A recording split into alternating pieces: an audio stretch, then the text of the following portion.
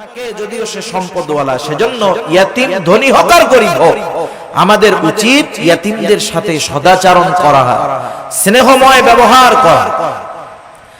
আর যদি ইয়াতিম গরিব হয়, তাকে খাদ্য সহায়তা দিয়ে সাহায্য করা।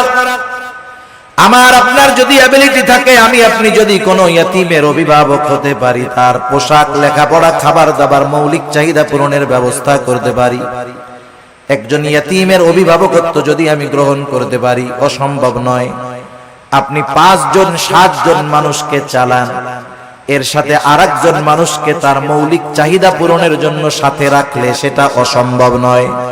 কেউ যদি কোনো ইয়াতিমের দায়িত্বভার গ্রহণ করতে পারে, ইয়াতিমকে লেখাপড়া শেখাতে পারে, ইয়াতিমের অভিভাবক হতে পারে, নবীজি সাল্লাল্লাহু আলাইহি ওয়াসাল্লাম বলেন, আনা ওয়া কাফিলুল ইয়াতিম কাহাতাইনি ফিল জান্নাহ। নবীজি সাল্লাল্লাহু আলাইহি ওয়াসাল্লাম বলেন, আমি আর ইয়াতিমের অভিভাবক জান্নাতের মধ্যে এমন করে পাশাপাশি অবস্থান করব। 2 আঙ্গুলের ইশারা দিয়ে নবীজি বুঝায়া দিলেন, এই 2টা আঙ্গুল যেমন পাশাপাশি অবস্থান করে, ইয়াতিমের অভিভাবক আর নবীজি সাল্লাল্লাহু আলাইহি ওয়াসাল্লাম এমন ভাবে পাশাপাশি অবস্থান করবে।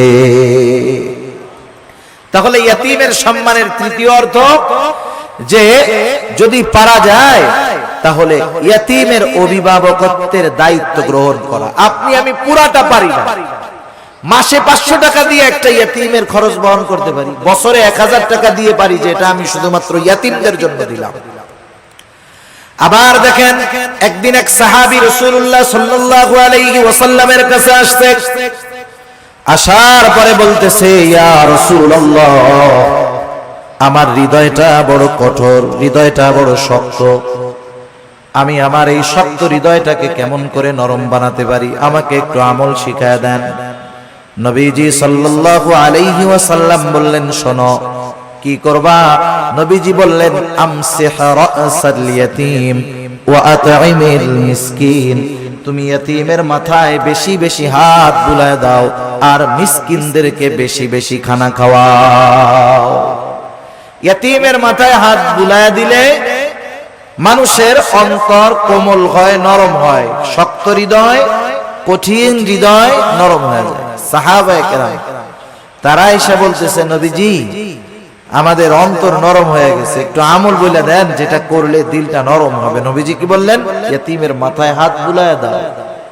সেজন্য ইয়াতীমকে সম্মান করা তথা ইয়াতীমের হক আদায় করা, ইয়াতীমের সাথে সদাচরণ করা, ভালো ব্যবহার করা, ইয়াতীমের সম্পদ ভক্ষণ না করা, যারা এই কাজগুলা করবে তারা জীবনে যে কোনো একটা পর্যায়ে রিজিকের সংকীর্ণতার মুখোমুখি হবে।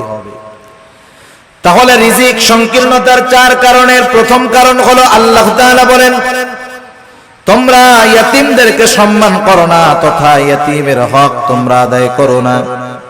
2 নাম্বার, আল্লাহ রাব্বুল আলামিন বলেন, ওয়ালা তাহাদ্দুনা আলা তুআমিল মিসকিন, তোমরা মিসকিনদেরকে খানা দাও না। ব্যাখ্যা হলো, তোমরা শুধু খানা নিজে দাও না তা না, নিজেও দাও না, অপরকে খানা দিতেও অনুৎসাহিত করো, নিরুৎসাহিত করো। নিজেও দেয় না, আরেকজনকেও দিতে দেয় না। অনেক সময় আপনি দোকানে বসে আছেন, একজন গরিব মানুষ আসছে আপনার কাছে কিছু চাইতে, সে কোথা থেকে আসছে, কি করবে না করবে সেটা ভিন্ন কথা, তার অবস্থা দৃষ্টিগোচর হচ্ছে সে বড় অভাবী, দরিদ্র, কষ্টে আছে। সে আইসা বলতেছে, আমার একটু কলা রুটি কিনা দেন খাই, অথবা 10টা টাকা দেন। আপনি যদি তাকে না দেন গুনাহ হবে না। কিন্তু আমাদের সমাজের কিছু মানুষ আছে, প্রথমে নিজে দেয় না, বলে ওদিক যাও, ওদিক যাও। পাশের থেকে বন্ধু যদি দিতে চায়, 10 টাকা বাহির করছে, বলে ওরে না দিয়ে আমার একটা বিড়ি খাওয়া কাজে লাগবে। আছে না নাই এরকম? নিজেও দিল না, আরেকজনকেও দিতে দিল না। এই খাসলাত ছিল আবু জেহেলের। কার ছিল বলেন না? আবু জেহেলের। ইয়াতীমদের সাথে খারাপ আচরণ করত, এই খাসলাত ছিল আবু জেহেলের। মিসকিনদেরকে খানা দিত না, এই খাসলাত ছিল আবু জেহেলের। আর মিসকিনদেরকে খানা না খাওয়ানো, এটা জাহান্নামীদের জাহান্নামে যাওয়ার অন্যতম কারণ। যখন জান্নাতি ও জাহান্নামীদের মধ্যে কথোপকথন হবে, জান্নাতীরা জাহান্নামীদেরকে জিজ্ঞাসা করবে, মা সালাকাকুম ফি সাকার, কোন জিনিস তোমাদেরকে জাহান্নামের মধ্যে আনলো? এইবার জাহান্নামীরা বলবে, ক্বালু লাম নাকু মিনাল মুসাল্লিন ওয়া লাম নাকু নুতঈমুল মিসকিন। জাহান্নামীরা জাহান্নামে যাওয়ার যেই কারণগুলো বর্ণনা করবে কোরআনুল কারীমের মধ্যে আল্লাহ তাআলা জানায় দিয়েছেন। এখন প্রশ্ন হইতে পারে, সময় তো কম, প্রশ্ন হতে পারে যে জান্নাত জাহান্নাম কিছুই তো হইল না, তাইলে জান্নাতীরা প্রশ্ন করলো, জাহান্নামীরা জবাব দিল কেমনে? বুঝেন নাই কথা? সময়টা তিন ভাগে বিভক্ত। সময় কয় ভাগে বিভক্ত? একটা অতীত, একটা বর্তমান, আর একটা কি ভবিষ্যৎ। এটা মানুষের কাছে, আমাদের কাছে সময় তিন ভাগে বিভক্ত, অতীত, বর্তমান, ভবিষ্যৎ। আর আল্লাহ তাআলার কাছে সময় একটাই, সেটা হলো প্রেজেন্ট। সব কিছু বর্তমান, কি হয়েছে, হচ্ছে, হবে, সব আল্লাহ তাআলার ইলমের মধ্যে আছে, সব হাজির, সব প্রেজেন্ট আল্লাহ তাআলার কাছে। যেটা আমাদের কাছে ভবিষ্যৎ, সেটা আল্লাহ তাআলার কাছে কি বর্তমান। যেটা আমাদের কাছে অতীত, সেটা আল্লাহ তাআলার কাছে বর্তমান। সেজন্য আল্লাহ তাআলার ইলমের মধ্যে সব আছে, সহজ হিসাব। জাহান্নামীরা জাহান্নামে যাওয়ার কারণ হিসাবে বলবে, আমরা মুসল্লি ছিলাম না, নামাজি ছিলাম না। দ্বিতীয় কারণ হিসাবে বলবে, ওয়ালাম নাকু নুতঈমুল মিসকিন, আমরা মিসকিনদেরকে খানা দিতাম না। আসেন, আল্লাহ তাআলা বলতেছে দুনিয়ায় রিজিক সংকীর্ণতার দ্বিতীয় কারণ হলো তোমরা মানুষদেরকে, মিসকিনদেরকে খানা দাও না, নিজেও দাও না, অপরকে নিরুৎসাহিত করো। এখন একজন দিল না, আমার উচিত, আমার পকেটে টাকা নাই, আমার কাছে নাই, আমি যদি আরেকজনকে বলি, বন্ধু 10টা টাকা ওকে দিয়ে দাও, একটা রুটি কিনে দাও, একটা কলা কিনে দাও, আমি শুধু এতটুকু সুপারিশ করলাম, সে যে কয় টাকা দান করবে, আমি শুধু সুপারিশ করার কারণে তার দানের সমপরিমাণ নেকির মালিক হয়ে যাব। কিন্তু আমাদের খাসলাত কি, নিজেও দেই না, আরেকজনকেও দিতে মানা করি। সেজন্য মিসকিনদেরকে খানা খাওয়ানো, মিসকিনদেরকে খানা খাওয়ানো এটা বড় ফজিলতের কাজ। শুধু মিসকিনদেরকে নয়, সাধারণভাবে প্রত্যেকটা মানুষকে খানা খাওয়ানো ভালো কাজ।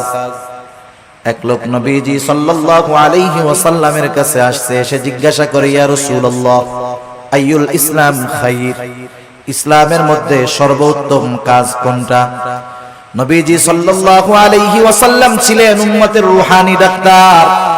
উনি রোগীর প্রশ্ন শুনেই বুঝতে পারতেন এনার মধ্যে কি কমতি আছে। আল্লাহ তাআলা সেই বুঝবার যোগ্যতা আমার আপনার নবীকে দিয়ে দিয়েছেন। একই প্রশ্নের উত্তর বিভিন্ন জনের ক্ষেত্রে নবীজি বিভিন্নটা দিয়েছেন। এটা অবস্থার আলোকে নবীজি সাল্লাল্লাহু আলাইহি ওয়াসাল্লাম এবার বললেন, তুতিমুত তাআম ওয়া তাকরাউস সালাম আলা মান আরাফতা ওয়া মান লাম তা'রিফ, তুমি বেশি বেশি মানুষকে খানা খাওয়াও, আর পরিচিত অপরিচিত সবাইকে বেশি বেশি সালাম দাও। এখানে নবীজি সাল্লাল্লাহু আলাইহি ওয়াসাল্লাম খানা খাওয়ানোর কথা বলছেন, ঢালাও ভালো। সাধারণ মানুষকেও যদি মানুষ খানা খাওয়ায় দুনিয়ার স্বার্থে নয়, তাইলে এর মধ্যে লাভ আছে। এক মুসলমানের অপর মুসলমান দাওয়াত দিলে সেই দাওয়াত কবুল করতে হবে, এটা এক মুসলমানের উপরে অপর মুসলমানের একটা হক। কিন্তু এখন দাওয়াত যিনি দেন তিনিও স্বার্থ সামনে রেখে দেন। আর দাওয়াত যখন কেউ দেয়, বিবাহের দাওয়াত দিলে টেনশনে পড়ে যাবে। ওনার বেতন মাসে 20,000, 4 শুক্রবার 5টা শুক্রবারে যদি 5টা বিয়ার দাওয়াত আসে, কাম শেষ, সংসার আর চলবে না। যারা দাওয়াত দেয় ওই আশাই দেয় যে অমুকরে দাওয়াত দিলে 5,000 টাকা দিব না। এই ধরনের দাওয়াত দিয়ে যারা দুনিয়ার প্রত্যাশী, দুনিয়ার বিনিময়ে খাবার দিতে চায়, এদের খানা খাওয়ানোর মধ্যে কোনো ফজিলত নাই। বরং খানা খাওয়াইতে হবে একমাত্র আল্লাহ তাআলার জন্য। আল্লাহ রাব্বুল আলামিন বলেন, এক শ্রেণীর বান্দা, তাদের অবস্থা কি? তারা মানুষদেরকে খানা খাওয়ায় কি জন্য? তারা বলে, ইন্নামা নুতঈমুকুম লিওয়াজহিল্লাহ লা নুরিদু মিনকুম জাযাআও ওয়ালা শুকুরা। তারা বলে, ইন্নামা নুতঈমুকুম লিওয়াজহিল্লাহ, আমরা তোমাদেরকে খানা খাওয়াইছি একমাত্র কার জন্য? আল্লাহ তাআলার জন্য। আপনি একজনকে দাওয়াত দিয়ে খাওয়াচ্ছেন, এটা আল্লাহর জন্য খাওয়া, এই খাওয়ানোর মধ্যে নেকি হবে। লা নুরিদু মিনকুম জাযাআ, তোমাদেরকে খানা খাওয়াইছি আল্লাহ তাআলার জন্য। লা নুরিদু মিনকুম জাযাআ, আমরা তোমাদের কাছে কোনো প্রতিদান চাই না, কিন্তু আমরা খাওয়াইয়া টেবিল একটা বিছায়া রাখি। আসেনি আপনাদের এলাকায়? টেবিল বিছানোর দ্বারাই বোঝা যায় ভিক্ষা চাইতেছে। এই ভিক্ষামূলক কাজটা বাদ দিয়ে কেউ যদি দিতে চায় আলাদাভাবে দিবে, কেউ যদি না দিতে চায় দরকার নাই। এই গুণটা আমাদের মধ্যে হওয়ার দরকার। আমরা বলবো ইন্নামা নুতাইমুকুম লিওয়াজহিল্লাহ, তোমাদেরকে আমরা আল্লাহর জন্য খানা খাওয়াইছি, সুতরাং তোমাদের কাছে আমরা কোনো প্রতিদান চাই না। লা নুরিদু মিনকুম জাযাআ, তোমাদের কাছে কোনো প্রতিদান তো চাই না। ওয়ালা শুকুরা, এই খাবার খাইয়া আমাদেরকে ধন্যবাদও দেওয়ার দরকার নাই। এই রকম খাবার যদি আমরা কাউকে খাওয়াইতে পারি, ওই খাওয়ানোর মধ্যে ফজিলত আছে, নেকি আছে। আর যদি টেবিল পাইতা বৈশা থাকি, এটা ভিক্ষুকের মতো কর্মকাণ্ড। আর খাওয়াইলাম আবার টাকাও চাইলাম। যাই হোক, রাসূলুল্লাহ সাল্লাল্লাহু আলাইহি ওয়াসাল্লাম খানা খাওয়ানোর ফজিলতের কথা বলছেন। আর যদি সে একজন দুস্থ হয়, অসহায় হয়, মিসকিন হয়, তাকে যদি খানা খাওয়ানো হয় কতটা খুশি হবে। এই জন্য মিসকিন অসহায় যারা আছে এদেরকে আমরা খানা খাওয়াবো। আমার পরিবার প্রতিবেশী যদি কেউ থাকে, আত্মীয় স্বজন যদি কেউ থাকে, তাদেরকেও মাঝে মধ্যে খাওয়াবো। আমার সম্পদ আছে, টাকা আছে, আমার হয়তো গোশত খাইতে খাইতে আর ভালো লাগে না, কিন্তু আমার অনেক প্রতিবেশী আছে যার গোশতর ঘ্রাণ তো 1 মাস ব্যাপী শুকতে পারে না, আছে না নাই? এজন্য অসহায় নিঃস্ব শুধু কাছে আসলেই যে খাওয়াবো বিষয়টা এমন নয়, বরং খুঁজে খুঁজে আমার আপনার প্রতিবেশী যদি কেউ অভাবী থাকে, দরিদ্র থাকে, অভাবগ্রস্ত থাকে, মাঝে মধ্যে নিজের ভালো তরকারিটাও তাদেরকে একটু দিব। এই অভ্যাসগুলো আমাদের করার দরকার। আমরা যদি মানুষকে খানা খাওয়াইতে পারি, আর যদি না খাওয়াই ক্ষতি কি? আল্লাহ তাআলা কিয়ামতের দিন বান্দাদেরকে জিজ্ঞাসা করবে, বান্দা আমি দুনিয়ায় অভুক্ত ছিলাম, খানা খাওয়াও নাই, পিপাসিত ছিলাম, পানি পান করাও নাই, বস্ত্রহীন ছিলাম, বস্ত্র দাও নাই, অসুস্থ ছিলাম, আমার সেবা শুশ্রূষা করো নাই। বান্দা বলবে, আল্লাহ আপনি তো এই সবগুলা থেকে মুক্ত, আপনার তো এগুলার কোনো প্রয়োজন নাই। তখন আল্লাহ তাআলা বলবে, বান্দা তোমার প্রতিবেশী অভুক্ত ছিল, তুমি যদি তাকে খানা খাওয়াইতা আমি আল্লাহ তাআলা পেয়ে যাইতাম।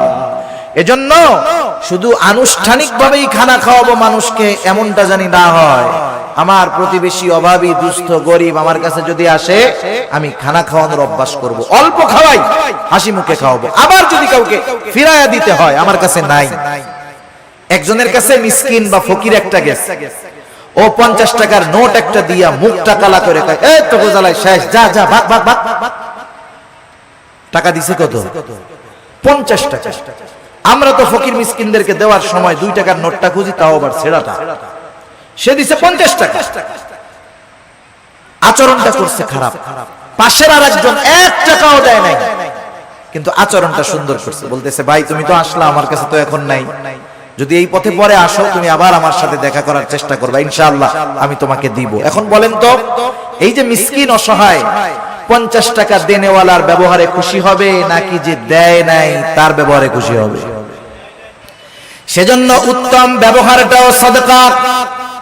আমরা যদি কখনো কাউকে খাওয়াতে পারি না পারি, দিতে না পারি, খারাপ আচরণ করব না, ধমক দিব না, এই অভ্যাসটাও আমাদের করার দরকার।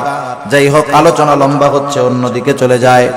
আল্লাহ তাআলা আমাদেরকে জানায় দিলেন যে রিজিক সংকীর্ণতার 4টি কারণ। 1 নাম্বার কারণ লা তুকরিমুনাল ইয়াতীম, 2 নাম্বার কারণ ওয়ালা তাহাদ্দুনা আলা তুআমিল মিসকিন, 3 নাম্বার কারণ ওয়া তাকুলুনাত তুরাফা আকলাল লাম্মা। তোমরা কি করো? ওয়ারিসি সম্পদ সব একা খায়া ফেলো। আছে নাকি এরকম? যেমন বাপ সম্পদ রেখে মারা গেছে, বাবা মারা যাওয়ার পরে প্রথম কি দায়িত্ব? বড় সন্তান, সন্তান তার দায়িত্ব হলো প্রথম বাবার দাফন কাফনের জন্য যা দরকার সেটা ব্যয় করা। 2 নাম্বার খোঁজ খবর নেওয়া, বাবা কোনো ঋণ আছে নাকি, ঋণ থাকলে তার ঋণ পরিশোধ করা। তিন নাম্বার, এইবার যেই সম্পদ অবশিষ্ট আছে, বাবা যদি কোনো ওসিয়ত করে থাকে আর ওই ওসিয়তটা যদি ওই সম্পদের 3 ভাগের 1 ভাগ বা তার কম হয়, বেশি নয়, কোন মানুষ যদি তার মূল সম্পদের 3 ভাগের 1 ভাগের বেশি পরিমাণ ওসিয়ত করে, অর্ধেক করে, তাহলে এই ওসিয়ত মানতে সন্তানেরা বাধ্য নয়। কিন্তু ঋণ পরিশোধের পরে যেই সম্পদ থাকবে তার ওসিয়তটা যদি 3 ভাগের 1 ভাগ বা তার কম হয়, এই ওসিয়তটা পূরণ করতে হবে। এরপরে যেই সম্পদ অবশিষ্ট থাকবে, অভিভাবক বড় হিসাবে বড় ভাইয়ের দায়িত্ব হলো যথাযথভাবে সব ওয়ারিসদের মাঝে বাবার সম্পদগুলো বন্টন করে দেওয়া। কিন্তু আফসোস, এই দায়িত্ব অধিকাংশ ক্ষেত্রে আমাদের দেশের ভাইরা পালন করে না, বরং বিলম্ব করতে থাকে। অনেক ক্ষেত্রে অন্যান্য ওয়ারিসদেরকে তারা ছলে বলে কলে কৌশলে সম্পদ বঞ্চিত করে দেয়। আছে না? আছে। বোনের হক আছে, সম্পদ বন্টন হয় নাই, 10 বছর ধরে বাবা মারা যাওয়ার পরে ভাই খাইছে সব, দোকান ভাড়া, বাসা ভাড়া, জমির ফসল, গাছের ফল সব খাইছে। বোন মাঝে মধ্যে আসছে, 1 ব্যাগ আম 2টা কাঁঠাল দিয়া পাঠায় দিছে, আবার বলতেছে আইসো, কিন্তু আবার 10 বছর পরে 2 বোন আইসা বলতেছে ভাই 10 বছর তো দোকান ভাড়া, গাছের ফল, জমির ফসল সব একা খাইছো, কোনো দাবি নাই, এখন আমাদের হকটা আমাদেরকে বুঝায়া দাও, আর যদি তুমি রাখতে চাও এই সম্পদের ন্যায্য মূল্য আমাদেরকে দিয়ে দাও। বলেন তো, 10 বছর পরে বোন এসে ভাইদের কাছে যদি তার হক বুঝতে চায়, ভাই খুব খুশি মনে দিয়ে দিবে, তাই না? মুখটা পুইড়া একেবারে কালা হয়ে যাবে, সম্পদ দিয়ে দিবে, দিতে তো বাধ্য, বোনরা নিয়ে যাবে, তখন বলবে গেলি সম্পর্ক শেষ কইরা গেলি। এই যে কথার দ্বারা কি বুঝতেছেন? ভাই চাইছিল ওই সম্পদগুলো সব একা খাওয়ার জন্য, বোনরা জানি এই সম্পদ না চায়, সে সেটা চেয়েছিল। এই ধরনের চাহিদা আমাদের কারো মধ্যে যদি থাকে, যদি চিন্তা করি যে আমি 1 ভাই 5টা বোন আছে, সম্পদ যদি বন্টন হয়ে যায় আমার সম্পদে কমতি পড়ে যাবে, আমার সন্তানেরা সম্পদ কম ভাগে পাবে, ও যদি চিন্তা করে ওই সম্পদ তার সম্পদে প্রবৃদ্ধি দিবে, ভুল, বরং আল্লাহ তাআলা এমন বিমার দিবে সব সম্পদ শেষ হয়ে যাবে। ঠিক কিনা বলেন? এরকম বহুত মানুষ আমরা দেখছি, মানুষের হক নষ্ট করে সম্পদের পাহাড় বানায় ফেলছে। আল্লাহ তাআলা রিজিকের দরজা ক্লোজ করে দিয়েছে, ভোগ করতে পারে নাই, সম্পদ সব চিকিৎসা করতে শেষ। সেজন্য ওয়ারিসি সম্পদ ভক্ষণ করার চেষ্টা করব না, এখানেও বান্দার হক আছে। সেজন্য নিজ দায়িত্বে ওয়ারিসদের সম্পদগুলা ফিরাইয়া দিব, খবরদার ঠকানোর চেষ্টা করব না। অনেক সময় জমি আছে রাস্তার পাশে, 3 ভাগ করার সময় আমি রাস্তার পাশের টুকু নেই, এরপরে পেছন আলারে দেই, এরপরে তারে দেই। বলেন তো, যেই জমির সাথে রাস্তা নাই, ওই জমির সাথে রাস্তা না থাকার কারণে যেই জমির সাথে রাস্তা আছে ওই জমির পাশেও যদি জমিটা হয়, শুধু রাস্তা না থাকার কারণে ওই জমিটার দাম অর্ধেক হয়ে যায়। সেজন্য বন্টনের ক্ষেত্রে সিস্টেম মুআফিক করতে হবে, ঠকানো যাবে না কাউকে। আল্লাহ তাআলা বলেন তোমাদের রিজিক সংকীর্ণতার দ্বিতীয় কারণ ওয়াতাকুলুনাত তুরাসা আকলাল লাম্মা, ওয়ারিসি সম্পদ সব তোমরা একা ভক্ষণ করে ফেলো। 4 নম্বর আল্লাহ তাআলা বলেন ওয়াতুহিব্বুনাল মালা হুব্বান জাম্মা, মানুষ যে এই আকামগুলা করে, গুনাহগুলা করে, এর অন্যতম কারণ কি? মালের মহব্বত। কিসের মহব্বত? মালের মহব্বত, সম্পদের মহব্বত, দুনিয়ার মহব্বত। দুনিয়াতে সম্পদ উপার্জন করা মানা না। কেউ যদি মনে করে সম্পদ উপার্জন করা মানা, তাহলে সে ভুলের মধ্যে আছে। কিন্তু সব সম্পদ উপার্জন করতে গিয়ে আল্লাহ তাআলাকে যদি ভুলে যায়, এটাই হলো তার জন্য ক্ষতির কারণ। এজন্য আল্লাহ তাআলা বলেন ইয়া আইয়ুহাল্লাযীনা আমানু লা তুলহিকুম আমওয়ালুকুম ওয়ালা আওলাদুকুম আন যিকরিল্লাহ। আল্লাহ তাআলা বলেন হে ঈমানদারেরা, তোমাদের সন্তান সম্পদ তোমাদেরকে জানি আল্লাহ তাআলার জিকির থেকে গাফেল না বানায়া দেয়। মনে রাখতে হবে, যেই সম্পদের কারণে আমি আল্লাহকে ভুলে যাই, যেই সম্পদ উপার্জন করার জন্য আমি নামাজ ছেড়ে দিয়েছি, রোজা ছেড়ে দিয়েছি, হারাম হালাল যাচাই বাছাই ছেড়ে দিয়েছি, মনে রাখতে হবে এই সম্পদ আমার জন্য কল্যাণ বয়ে আনবে না।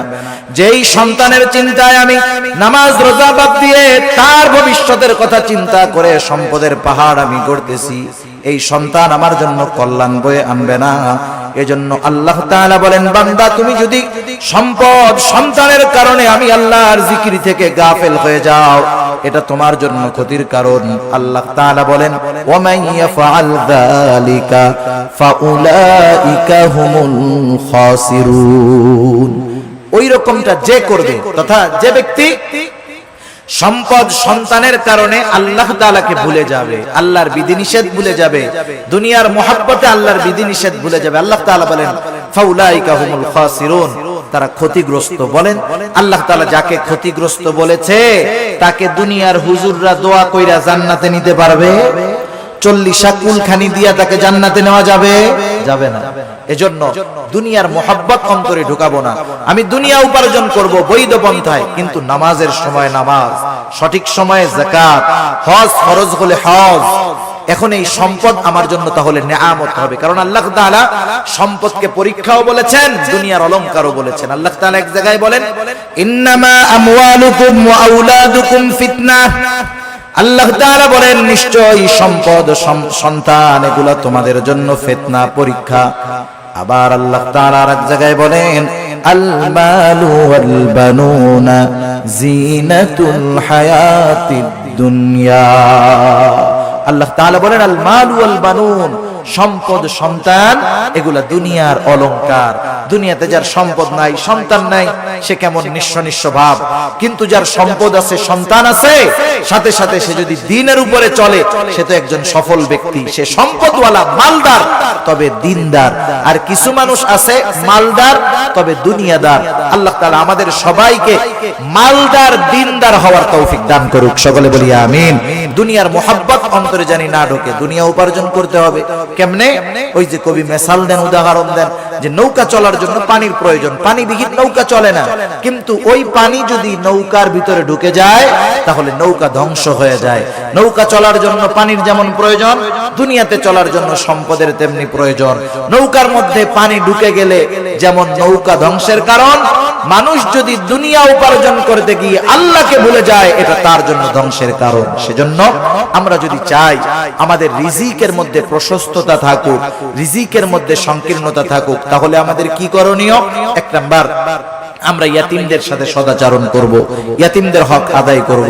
2 নাম্বার, মিসকিন অসহায় নিঃস্বদেরকে খাবারের ব্যবস্থা করব যতটুকু নিজে পারি সামর্থ্য অনুযায়ী। 3 নাম্বার, ওয়ারিসি সম্পদ কারোটা যদি আমার মধ্যে থাকে, নিজ দায়িত্বে তাকে ফেরত দিয়ে দিব। 4 নাম্বার, সম্পদ উপার্জন করব, তবে দ্বীনকে বাদ দিয়ে নয়। সম্পদের মহব্বতে আমি দ্বীনকে বাদ দিব না, বরং সম্পদ উপার্জন করব দ্বীনকে ঠিক রেখে। যদি এই 4 কাজ করতে পারি, ইনশাআল্লাহ আল্লাহ তাআলা আমাদের রিজিকের মধ্যে সংকীর্ণতা দিবেন না। দুনিয়াতে রিজিক সংকীর্ণতার পরীক্ষায় হয়তো আমাদেরকে পড়তে হবে না।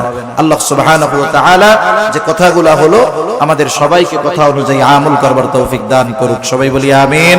ওয়া আখিরু দাওয়ানা আলহামদুলিল্লাহি রাব্বিল আলামিন।